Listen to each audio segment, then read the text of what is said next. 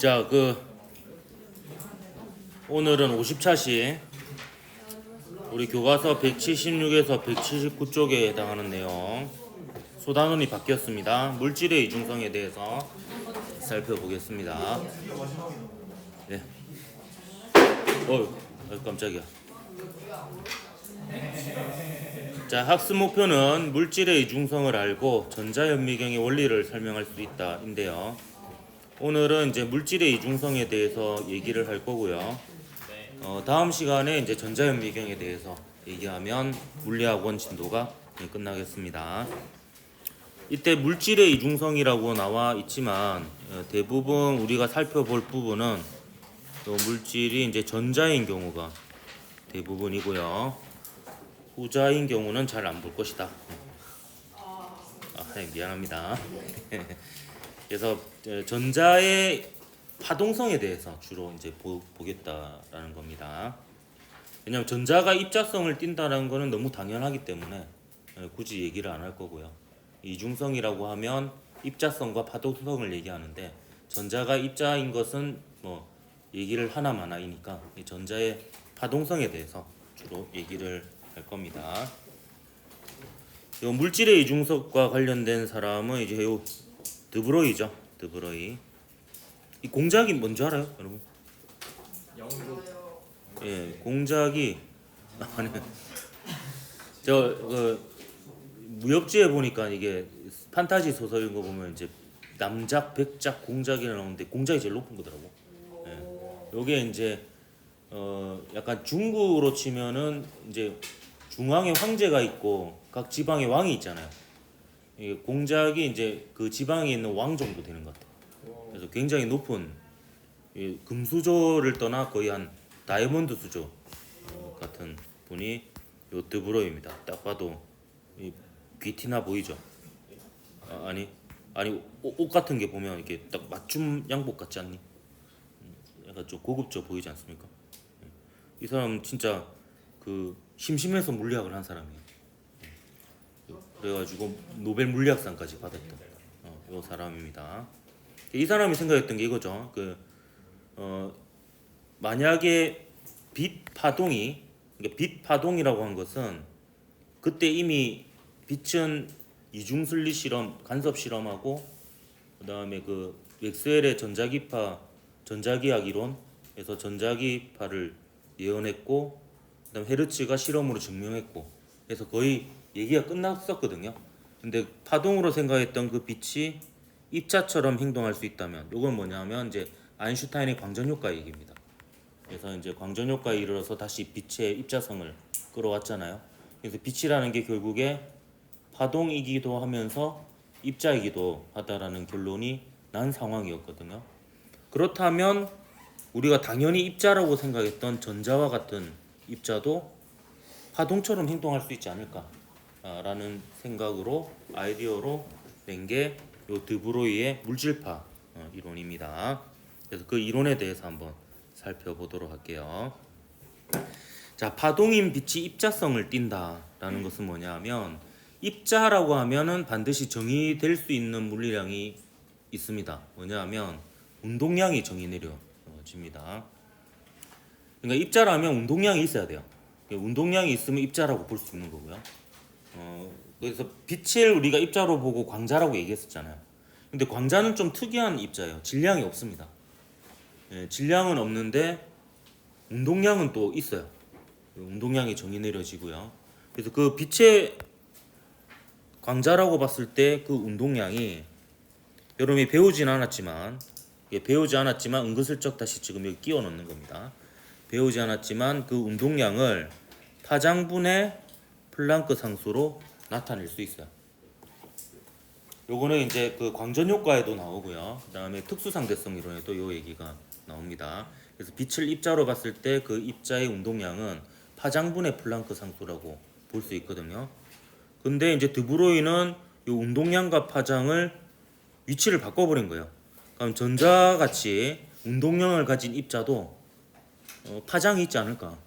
그래서 그 파장은 위치만 바꾸면 람다는 P분의 H라는 파장을 가질 것이다. 이렇게 이제 추측을 한 겁니다. 그래서 이거를 이제 드브로이의 물질파 파장이라고 하고요. 이 람다는 이제 풀어서 쓰면 mv 분의 h라고 볼 수가 있는 거죠. 그래서 입자를 대표하는 물리량이 운동량이라면 파동을 대표하는 물리량은 파장이라고 볼 수 있습니다. 즉 운동량이 정의되면은 입자라고 할 수 있는 거고요. 입자면은 운동량이 정의돼야 됩니다. 마찬가지로 파동은 파장이 정의되어지고요. 파장이 정의되어지는 물리적 대상은 파동이라고 볼 수가 있습니다. 근데 이러한 드브로이의 물질파가 잘 나타나지 않는 이유가 있는데요. 요거는 이제 플랑크 상수가 굉장히 작은 값이어서 그래요. 자, 딱 이거 보면은 이게 딱 비밀번호하기 딱 좋은 건데요. 소문자도 있고 대문자도 있고 특수기호도 있고 숫자도 있고. 그래서 이렇게 딱 이거 비밀번호라고 그 비밀번호 힌트에 플랑크 상수 이렇게 해놓으면 잃어버리지 않을 것 같은데. 요때 이 람다가 이제 드브로이 파장인데요. 이거는 이제 물질 입자의 파동성을 나타내는 거고. 그래서 이제 이 물질 입자라는 게 이제 결국에 입자성과 파동성을 다 가지잖아요. 그래서 약간 새로운 용어가 만들어집니다. 물질파라는 용어가 만들어져요. 그러니까 물질은 입자를 뜻하는 거거든요. 그러니까 모든 것은 입자이자 파동이다. 그래서 그걸 물질파라고 이렇게 표현을 합니다. 여기에는 이제 입자와 파동이 다 들어있는 거죠. 근데 이게 이제 우리가 일상생활에서는 잘 드러나지 않는 이유가 아까 얘기하다 말았지만 요 플랑크 상수가 굉장히 작습니다. 10의 마이너스 34승이에요. 이거 뭐라고 읽어야 될지도 모르겠어요. 너무나 작아가지고. 작은데 이거 한번 계산을 한번 해보도록 할게요. 계산을 해보는 건 아니고 계산이 되어져 있는 걸 가져와 보도록 할게요. 여기 보면 다양한 물체의 드브로이 파장을 계산한 건데요. 우선 알파 입자. 알파 입자는 이제 양성자 2개, 중성자 2개로 이루어진 원자 핵이죠. 헬륨 원자 핵인데 이 녀석의 질량이 10의 마이너스 27승 킬로그램 정도 됩니다. 그러면 요게 이제 광속의 한 10%도 채 안 되는 요 속도를 가진다라고 했을 때 드브로이 파장이 10의 마이너스 15승 미터 정도 되거든요. 그럼 요거는 그래도 어느 정도 의미 있는 파장이에요. 왜냐하면 수소 원자의 그 원자핵 지름 있죠. 원자핵 지름이 이 정도 됩니다. 10의 마이너스 15승. 그래도 얘는 원자핵 지름 정도는 돼요. 그거에 한 4-5배 정도는 되는 거죠. 그래서 이 정도면은 걔도 의미가 없다라고 볼 수 없습니다. 근데 골프공 한번 볼까요? 골프공은 질량이 0.05kg이고 속도가 75예요. 그러면 요거 곱하기 요것분의 10의 마이너스 34승 미터 한 게 요 골프공의 파장이거든요. 근데 그 파장이 보니까 10의 마이너스 34승 미터예요. 원자핵이 10의 마이너스 15승 미터인데 그거보다도 훨씬 작죠. 그러니까 이거는 의미가 없어요. 측정도 안 되고. 그러니까 거의 없다라고 봐야 되는 거죠. 파동성이. 지구도 마찬가지예요. 지구도 이제 계산해 보면 질량이 10의 24승 킬로그램입니다. 그리고 속력은 지구 속력도 꽤 빠르네요. 3만 미터 퍼 세크예요. 우와, 됐다 빠르네. 3만 미터 1초에 3만 미터 30km야. 와, 1초에 여기서 너무 놀랬나 보다. 1초 만에 여기서 양산까지 가는 약간 이런 느낌. 근데 이게 이제 드브로이 파장으로 하면 더 어마무시하죠. 10의 마이너스 63승입니다. 근데 전자는 보세요. 전자는 질량이 10의 마이너스 31승 킬로그램이에요. 그리고 이제 광속의 한 60% 정도 된다라고 했을 때 드브로이 파장이 요 정도 됩니다. 그러면 이제 보면 10의 마이너스 12승 수준이죠. 그러면 수소의 원자핵이 10의 마이너스 15승이거든요. 그러니까 원자핵에 비해서는 한 1000배 정도 그래도 긴 거예요. 물론 이제 수소 원자는 10의 마이너스 10승 정도 되거든요. 그러니까 수소 원자에 비해서는 100분의 1 정도 수준이지만 그래도 얘는 어느 정도 측정이 가능하고 어느 정도 이제 의미가 있는 요 파장을 가진다라고 볼 수가 있습니다. 또 달리기 선수는 또 10의 마이너스 36승. 그러니까 또 의미가 없고요. 그래서 아주 미시 세계에서는 전자나 알파 입자 정도면은 질량이 꽤 작아서 mv분의 h 했을 때 얘가 꽤 작기 때문에 얘가 아무리 작아도 얘가 그래도 어느 정도 의미 있는 값을 가진다. 이렇게 볼 수가 있습니다. 그래서 h가 매우 작으므로 m이 매우 작아야지 물질의 파동성이 나타나는데요. 이걸 실제로 실험으로 증명한 게 있습니다. 그래서 여러분 요 두 실험의 원리 정도, 의미 정도는 좀 기억을 해야 됩니다. 데이비슨 건모 실험과 톰슨의 전자회절 실험이 있는데 일단 데이비슨 건모 실험은 이런 겁니다. 자, 니켈 결정에다가 전자를 쏘기도 하고요. 그다음에 X선을 쏘기도 합니다. X선은 전자기파잖아요. 그래서 파동으로처럼 행동을 하거든요. 그럼 X선을 먼저 쏘았다고 할게요. 자, X선을 쏘면 지금 결정이라는 것은 이런 원자들이 일정한 간격으로 규칙적으로 배열되어 있는 게 결정이거든요. 그럼 이 결정이 이루는 면은 굉장히 다양합니다. 지금 그림에서 보면 요런 면이 있을 수 있거든요. 그럼 요런 면이 있으면 요 윗면에서 반사된 비타 X선하고 아랫면에서 반사된 X선의 경로 차이가 이만큼 나요. 그럼 이 경로 차이가 반파장에 짝수 배면 보강 간섭이 일어나고 반파장에 홀수 배면 상쇄 간섭이 일어날 거란 말이에요. 근데 결정에는 요 면만 있는 게 아니고, 자 보세요. 제가 그림을 그려볼게요. 면이 되게 굉장히 다양하게 있습니다. 자, 요 면도 있을 수 있죠. 그죠? 자, 그 다음에 요런 면도 있을 수 있습니다. 요런 면도 있을 수 있어요. 그럼 이게 각도에 따라서 두께가 다 달라져요. 각도에 따라서. 우리 얇은 막 간섭 배웠잖아요. 두께가 다르면 보강 간섭, 상쇄 간섭 되는 조건이 다 달라지죠. 그렇기 때문에 이게 반사되는 각도에 따라서 보강 간섭이 될 수도 있고 상쇄 간섭이 될 수도 있는 상황이에요. 근데 X선으로 실험하면 요 쏘아주는 X선과 각도가 50도인 각도에서 보강 간섭이 일어나거든요. 근데 드브로이 물질파 이론을 이용해 가지고 전자의 질량은 조정할 수 없지만 얘는 상수죠. 전자의 속도를 조절해서 요 파장을 X선의 파장과 동일한 파장으로 만들 수가 있어요. 그래서 X선과 동일한 파장으로 만들어 가지고 그 전자를 쏘았더니 신기하게도 이 전자가 검출되는 각도가 50도에서 가장 많은 전자가 검출이 되었습니다. 그 말은 이 전자도 간섭한다라고 얘기를 할 수가 있는 거죠. 그러면 파동이면 간섭하고 간섭하면 파동이라고 볼 수 있다라고 했잖아요. 그래서 실험 결과 특정 각도에서 검출되는 전자의 수가 많았습니다. 근데 그 유사한 현상으로 동일한 파장인 X선을 결정에 비추면 역시 50도에서 보강 간섭이 일어났어요.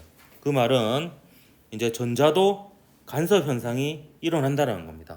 그럼 간섭 현상이 일어난다는 것은 파동이라고 볼 수가 있다라는 거죠. 그리고 이 모든 실험 과정에서 드브로이의 물질파 공식을 이용해서 그 물질파 전자의 파장을 X선의 파장하고 맞춘 거거든요.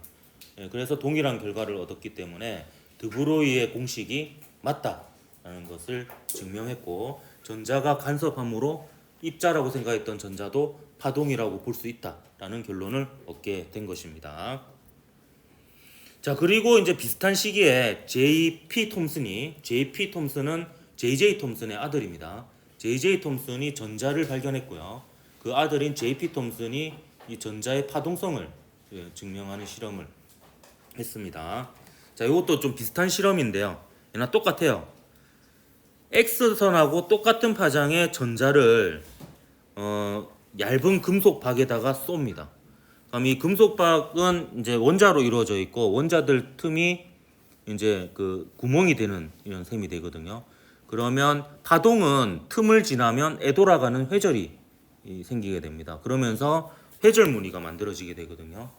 근데 X선의 회절 무늬와 X선과 동일한 물질파 파장을 가진 전자의 회절 무늬가 동일하게 나타났어요. 그러니까 전자도 회절한다라는 게 밝혀지게 된 거죠.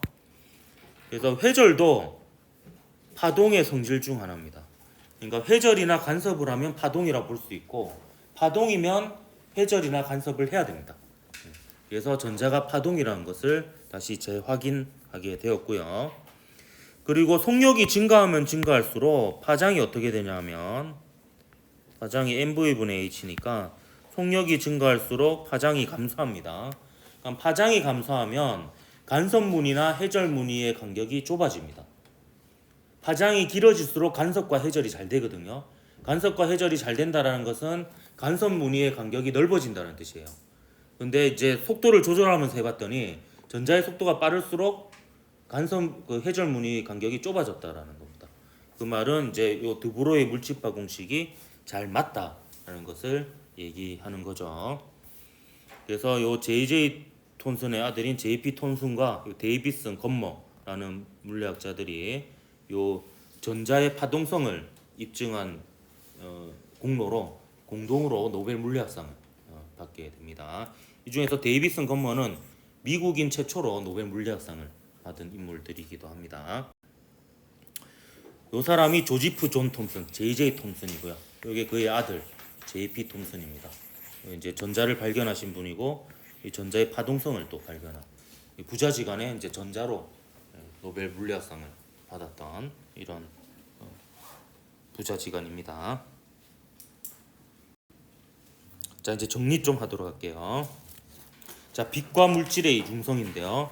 자, 빛은 파동이기도 하면서 입자이기도 합니다. 그 이 물질이라고 하는 것은 결국에 우리가 다룬 건 전자였고요.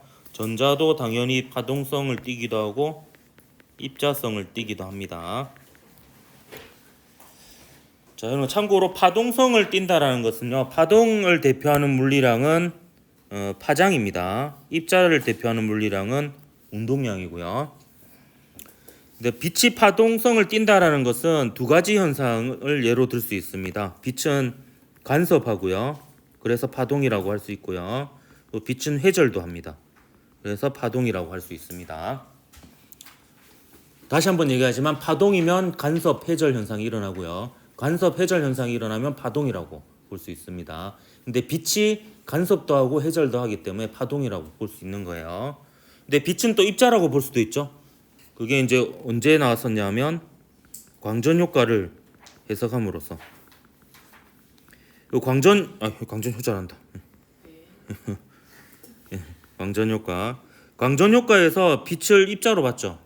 그 입자로 봤다라는 것은 그 빛을 입자로 본 광자가 운동량을 가진다는 거예요.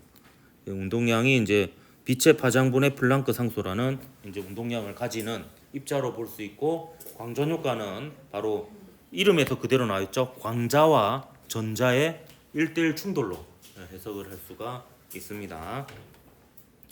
반면에 이제 이를 거꾸로 한 게 그 드브로의 물질파 이론이에요. 그럼 파장을 가지는 빛이 운동량을 가진 입자로 볼 수 있다라면 당연히 입자라고 생각했던 입자면은 운동량을 가지잖아요. 당연히 이제 전자의 운동량은 질량과 속도의 곱이죠. 그럼 이렇게 운동량을 가진 입자, 전자도 파동성을 가질 수 있다라는 걸 이제 밝혀낸 그 실험이자 근거가 데이비슨 건머 실험. 혹은 이제 건머를 이제 미국식으로 말하면 전머거든요. 그래서 데이비슨 전머 실험이라고도 합니다. 그리고 톰슨의 전자회절 실험. 이런 것이 이제 그 전자의 파동성을 발견한 대표적인 실험의 예입니다. 그래서 이 정도는 우리 물리학원 교과서에 나와 있는 거기 때문에 그 간혹 가다가 이제 이런 걸 근거로 문제가 나오거든요. 그러면 이걸 잘 기억해 뒀다가 풀면 되겠습니다. 그러면 이제 전자의 입자성을 나타내는 실험과 파동성을 나타내는 실험 대표적인 예 한번 들어보도록 할게요. 요 실험은 제가 직접 못 해본 몇 개 안 되는 실험 중에 하나예요. 이건 뭐냐면 이제 음극선을 이용해서, 음극선이 결국에 전자거든요. 전자를 이제 바람개비 같은 것에 조준을 해서 이 바람개비를 돌리는, 그러니까 운동량이 전달되는 과정이죠. 그럼 이제 입자로서의 전자를 이제 확인하는 이런 실험이거든요. 이런 실험도 있고, 음극선을 이용한 실험에는 이런 실험도 있어요. 어떤 이제 특정 모양의 물체를 음극선 사이에 놔둬가지고 요 그림자가 만들어진. 그래서 이제 전자가 입자기 때문에 이렇게 직진을 해서 이렇게 선명한 그림자가 만들어지는 것을 확인하는 이런 실험들은 전자의 입자성과 관련된 실험들이 되겠고요. 요게 전자의 파동성을 나타내는 아주 유명한 실험입니다. 이게 이제 전자를 이중슬릿에 쏴요. 그래서 쏘아 보면 이렇게 두 개의 밝은 선으로 나오는 게 아니라 이렇게 간섭 무늬가 나오게 됩니다. 그러면 이 간섭 무늬 사이의 간격 있죠? 밝은 무늬하고 밝은 무늬 사이 간격. 이걸 델타 X라고 하면 요 델타 X는 신기하게도 델타 X는 D분의 L 람다의 관계에 있게 됩니다. 이게 간섭 무늬 사이의 간격이죠. 여기서 이 파장은 뭐로 계산되어지느냐?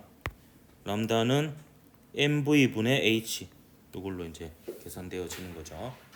그래서 전자의 속력을 빨리 하면 간섭 무늬 간격이 좁아져요. 예, 느린 속력의 전자를로 이 실험을 하면 간섭 무늬 간격이 넓어집니다. 왜냐하면 물질파 파장이 길어지기 때문에. 이 실험이 물리학자들이 뽑은 세상에서 가장 아름다운 실험 1위로 뽑히게 되었습니다. 구락 아니고 제가 이 사이언스 동화 기사를 가져왔습니다. 여러분이 존재하기 전입니까? 2002년 한일 월드컵이 일어났을 때인데요. 여기 보면 요 뉴욕 주립대에 로버트 크리스 교수팀이 물리학자 200명에게 설문지를 보내서 가장 아름다운 물리 실험 10개를 선정을 했어요. 그래서 그거를 이제 피직스 월드에 발표를 하게 되었는데 이걸 시대손으로 보면 이렇습니다. 요 에라토스테네스의 지구둘레 측정 실험 압니까? 여기 이제 그 그림자를 이용해 가지고 이게 그 비례식을 통해서 지구의 둘레를 측정했죠. 요게 7위로 뽑혔고요. 그다음에 갈릴레이 낙하 실험 있죠. 무거운 물체랑 가벼운 물체랑 동시에 떨어지는 거. 그게 이제 2위로 선정이 되었습니다. 그다음에 갈릴레이가 이관왕했네요. 가속도 실험이라고 그 빗면에서 이게 쇠구슬을 굴려가지고 이게 종을 치게 이렇게 했어요. 그래서 종의 일정한 시간 간격으로 종을 치는 그 종의 위치를 찾아내가지고 수학적 관계를 얻어내서 등가속도 운동의 공식을 이끌어냈거든요. 그래서 이제 그 이동 거리가 시간의 제곱에 비례한다라는 그 관계를 밝혀냈습니다. 그게 8위. 그다음에 아이작 뉴턴의 프리즘 실험. 프리즘 2개로 실험을 했어요. 첫 번째 프리즘을 통과한 빛이 무지개 빛깔로 이렇게 나눠졌다가 두 번째 프리즘으로 다시 모으면은 백색광이 되는 이런 실험이 4위로 되었고요. 그다음 캐번디시의 지구 질량 측정 실험이 6위인데요. 이 캐번디시라는 사람이 또 굉장히 특이한 사람이에요. 이 사람이 약간 정신적으로 문제가 있어서 굉장히 이제 대인기피증 같은 게 있었던 사람입니다. 그래서 굉장히 쑥맥이어서 되게 귀족이었거든요.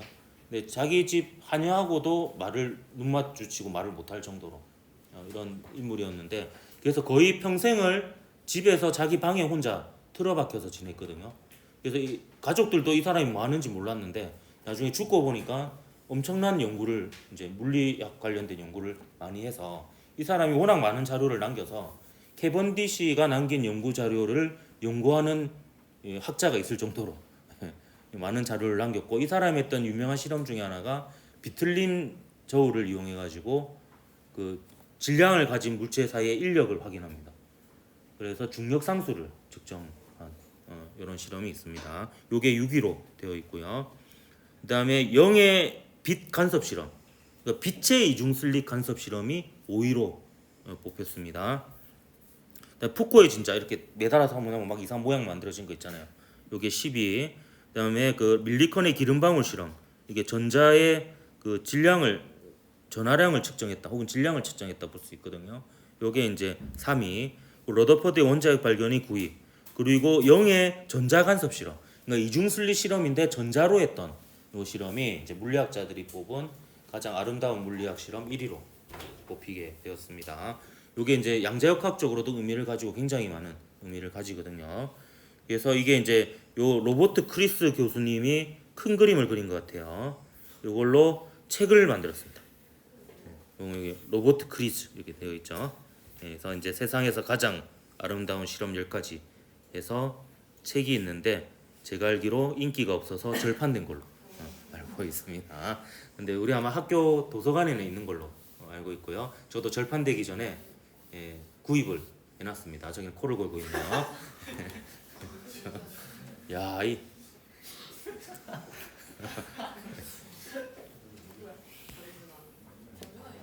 그래서 제 생각에는요, 이 중에서 뭐 재현할 수 있는 실험이 있다면 이런 것들을 동아리 시간에 해보는 것도 나쁘지 않은 것 같아요.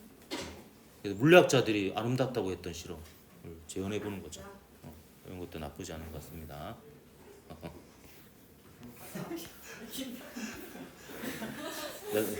자, 문제 풀기 전에 자, 물집합 문제풀이 요령이라고 해서 제가 좀 정리한 게 있는데 요거가 실제로 문제 풀 때는 요 부분이 필요하거든요. 요거에 대해서 좀 정리하도록 할게요. 예, 그 좀 끼워줘라. 뭐 녹화했어? 그럼 녹화할 필요 있나? 오늘 이거 올릴 건데 뭐. 예. 자, 그 물집합 문제가 나오면 당연히 물질파는 입자이자 파동이잖아요. 입자이자 파동이기 때문에 우선 운동량에 대한 공식 쓸 수 있습니다. 이건 써도 됩니다. 예, P는 mv이죠. 네. 그 다음에 그 오늘 배운 드브로이 물집합 공식 있죠. 람다는 P분의 H. 요거 써도 됩니다. 예, 요거 써도 되고요. 그것 때문에 지금 얘기하려고 하는 겁니다. 자, 운동 에너지 물어보는 경우 있습니다. 잘 물어봐요. 운동 에너지는 2분의 1 mv 제곱 쓰면 됩니다. 그리고 이 V는 요식에서 따와도 되고요. 그럼 요식에서 따오게 되면 V는 n분의 P죠. n분의 P고 또 얘를 또 고쳤으면 2n분의 mv의 전체 제곱이거든요. 그래서 요식도 여러분 알아두십시오. 공식처럼 기억하면 좋습니다. 자, 운동 에너지를 질량과 운동량으로 나타내면 2n분의 P 제곱입니다. 이 식이 자주 쓰입니다. 물집합 문제에서는요.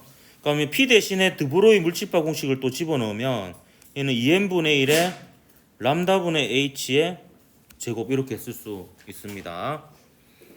그래서 같은 전자라도 속력이 빠르면 운동량이 크고 파장이 짧고요. 운동량이 크고 파장이 짧으면 운동 에너지가 큽니다. 그리고 입자가 달라지는 경우도 있어요. 속력이 같아도 질량이 크면 또 파장이 짧습니다. 파장이 짧으면 운동 에너지가 크죠. 그리고 자 보세요. 질량이 또 같은 운동량인데 또 질량이 크고 작고 이렇게 비교하는 경우도 있어요. 그러면 이제 요식을 이용하면 운동 에너지를 비교할 수 있죠. 근데 유의해야 될 건 뭐냐면 요식은 쓰면 안 됩니다. V 꼴 람다 F. 왜 그러냐 하면 자 보세요. 여기에 있는 V하고요. 여기에 있는 V는 똑같은 V예요. 요거는 질량을 가진 입자가 그 위치를 바꾸는 속도예요. 움직이는 속도입니다. 근데 V 꼴 람다 할 때 F 할 때 V는 파동이 에너지를 전달하는 속력이에요. 자, 파동은 매질을 통해서 에너지를 전달하지 실질적으로 물체의 위치가 바뀌는 건 아니잖아요. 그러니까 이 속력하고 이 속력은 다른 속력이라는 겁니다. 그걸 조심해야 돼요. 그러니까 이 두 식을 혼용해서 쓰면 문제가 생길 때가 있습니다. 예, 그렇기 때문에 이 V 꼴 람다 F는 쓰면 안 됩니다. 쓰면 안 된다라는 게 요게 물질이 이동하는 속력으로 이 식을 쓰면 안 된다라는 거예요. 알겠죠? 네. 그럼 문제 하나 풀어보도록 하겠습니다. 아 뜨거! 예. 예. 따끈따끈한 장면 문제라서 예. 뭐 이맘때는 좀 이렇게 많이 자고 있거든요. 예. 야 이거 뭐 거의 뭐 다 쓰러졌네. 갈대 바꿨네. 예. 자, 2024년 9월 고3 모의평가 14번 문제입니다. 그림은 입자 ABC의 운동량과 운동 에너지를 나타낸 겁니다. 자, 옳은 것을 골라라. 기억. 자, 질량은 A가 B보다 크다. 이렇게 되어 있습니다. 자, 이것은 어떻게 비교해 보냐면 이렇게 비교해 볼 수 있습니다. 지금 운동 에너지가 E0로 같죠? A하고 B가. 예. 그럼 E0는 아까 운동 에너지는 질량과 운동량으로 나타내면 2n분의 P 제곱이라고 볼 수 있죠. 그래서 2n분의 P 제곱이라고 볼 수 있습니다. 그럼 자 보세요. 얘는 똑같아요. 그렇죠? 얘는 똑같습니다. 근데 운동량이 누가 더 커요? A하고 B 비교해 보면 B가 더 크죠. 그럼 질량은 누가 더 커야 되겠어요? A하고 B 하면 예, B가 더 커야 됩니다. 질량은 A가 B보다 작죠. 이런 거 실수하면 안 됩니다. 이게 요 값이 같아요. 같으려면 큰 수는 큰 수로 나누고 작은 수는 작은 수로 나눠야 같죠. 아니면 또 이렇게 생각할 수도 있습니다. 자 보세요. 지금 A를 기준으로 할게요. A를 기준으로 하면 A의 질량을 m이라고 합시다. 그리고 A의 속도를 v라고 할게요. 그럼 P0는 mv죠. 그리고 E0는 2분의 1 mv 제곱입니다. 제곱. 그럼 B는 지금 질량도 모르고 속도도 모르잖아요. 그럼 질량도 A하고 다를 수 있고 속도도 A하고 다를 수 있습니다. 그러면 질량을 지금 운동량을 통해서 비교해야 되거든요. 그러면 이제 에너지를 이렇게 쓸 수 있죠. 자, E0는 A의 입장에서 보면 2m분의 P0의 제곱인 거고요. 요게 A의 입장에서입니다. 일단 B의 입장에서 보면 얘는 B의 질량 모르잖아요. 그래서 2mB분의 3P0의 제곱 이렇게 해야 되는 거예요. 그럼 요 식을 쓰면 자 2분의 P0 제곱은 빼고 적어 봅시다. 그러면 m분의 1은 mb분의 9가 되죠. 그러면 mb는 얼마가 됩니까?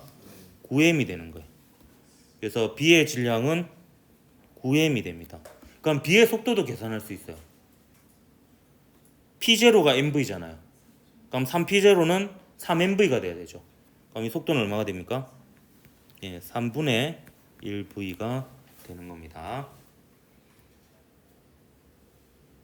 그럼 기왕한 거 마저 해볼까요? 좀 B하고 C를 한번 비교해 볼까요? 네. B하고 C를. 그럼 B하고 C는 지금 운동량은 같은데 운동 에너지는 다르죠? 그럼 똑같이 이렇게 식을 써보는 거예요. 그러면 C에 대해서 운동 에너지에 대한 식을 써보겠습니다. 얘는 9E0가 운동 에너지죠. 그럼 얘는 2m분의 그러니까 2mC분의 3P0의 전체의 제곱이 됩니다. 제곱이. 그럼 이것도 이제 기준이 되는 녀석하고 비교해봐야 되죠. 요 녀석하고 비교해보면 될 것 같아요. 이제 요 녀석하고 요 녀석을 비교해봅시다. 그럼 일단 양변에 지금 3의 제곱 9 이렇게 날라가죠. 그러면 E0는 2mC0분의 P0의 제곱이잖아요. 이게 2m분의 P0의 제곱이에요. 그럼 MC는 얼마가 됩니까? M이 되는 거죠. 그럼 속도는 얼마가 되겠어요? 3V가 되겠죠. 3P0니까. 3P0는 3MV니까. 이러면 이제 똘똘마리로 이제 물어보는 거 다 알 수가 있을 겁니다. 여기 보면 속력은 A가 V죠. A가 V라면 C는 3V죠. 안 같죠? 물질파 파장은 이거는 계산할 필요 없어요. 자, 물질파 파장은 운동량분의 플랑크 상수입니다. 근데 B하고 C가 운동량이 같잖아요. 그러면 파장도 같습니다. 그래서 D급만 맞아서 2번이 답이었습니다. 그래서 이 문제를 제가 예시로 가져온 것은 대부분 식이 다 쓰였어요. P는 람다분의 H 기본적으로 좀 알고 있어야 되는 거고, 그다음에 운동 에너지에 대한 식 그런 것들이 그리고 하면 끝났죠. 람다는 P분의 H하고 그다음에 운동 에너지에 대한 식 P는 mv 이게 다 쓰여가지고 이제 이 식을 한번 이 문제를 가져왔습니다. 자, 오늘은 여기까지 하도록 할게요. 다음 시간에 그 전자현미경 얘기하면 이제 물리학원 진도 끝나겠습니다.